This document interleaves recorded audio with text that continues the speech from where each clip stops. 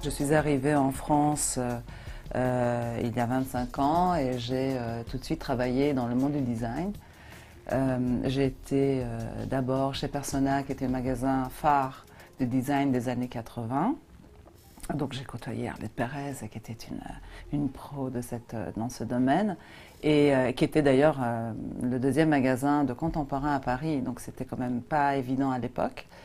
Et ensuite j'ai côtoyé d'autres univers, l'univers de la mode et l'univers du design tout court, en proposant donc de l'architecture d'intérieur, en faisant l'intérieur design pour plusieurs personnes et plusieurs projets.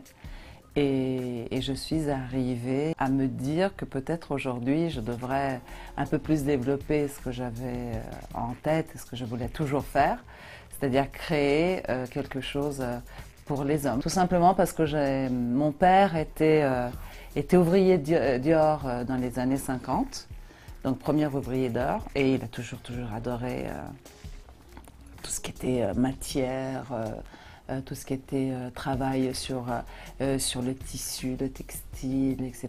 Et il m'a inculqué depuis toute petite quelle était la différence entre un tweed et une percale, est-ce que c'était, je ne sais pas, du cachemire, est-ce que c'était le coton, etc. Donc baignée là-dedans depuis mon enfance, j'ai décidé donc lors de sa disparition de lui consacrer un peu de temps à lui et de créer donc ma nouvelle gamme de tissus, d'accessoires hommes. Les matières m'ont fait comprendre qu'on est très attaché à tout ce qui est sensoriel, à tout ce qui est textile, tout ce qui est touché. Et avoir de belles matières et connaître les matières nous apporte à faire des choix très spécifiques. Lorsqu'on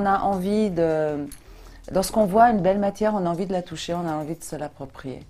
Et l'univers Gaëtana, c'est tout simplement travailler sur ces belles matières qu'on connaît, qui peuvent être le lin, la soie, le cachemire, et leur donner une vie, leur donner quelque chose de différent, et leur donner envie, et donner aux gens envie de se l'approprier eux-mêmes et de se dire pourquoi pas ne pas les avoir. Donc quand je pense aux matières, j'ai pensé à un plaid que j'ai déniché en Inde lors d'un voyage. Toujours à la recherche des soies et des cachemires. L'idée d'avoir un plaid très chic, très sympa, mais en même temps très doux, très enveloppant, c'est quelque chose que j'avais vraiment envie. Alors on se dit, les plaids, il y en a plein, on en trouve partout, et il y en a de tous les prix et à toutes les couleurs. Mais moi, je n'avais pas envie d'avoir un plaid seulement en cachemire comme ça. J'avais envie d'avoir un plaid pour une fonction précise. Je voulais que ce plaid soit un plaid pour un pique-nique. Un pique-nique parce que je trouve qu'aujourd'hui, on n'a pas beaucoup de temps pour profiter de la nature et profiter des moments. Aujourd'hui, on a envie d'avoir une belle matière, on a envie d'être en contact avec la nature. Alors pourquoi ne pas utiliser cette matière et la mettre en fait dans la nature? Donc les plaids, comme les sacs, sont arrivés comme ça au fur et à mesure. Et j'ai eu envie donc de créer ce plaid pour les pique-niques, et que ce soit un plaid doux, très doux, où on a envie vraiment de s'y installer, et en même temps d'y rester peut-être un petit peu. Gaëtana, c'est effectivement un double nom, c'est Gaë et Ntana.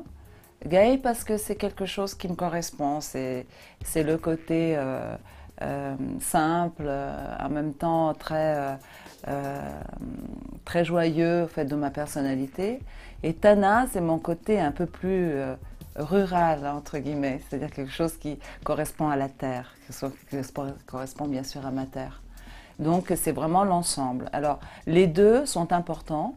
C'est une marque qui peut avoir un ensemble joyeux et en même temps très recherché, un ensemble je ne sais pas, un peu raffiné et en même temps très accueillant.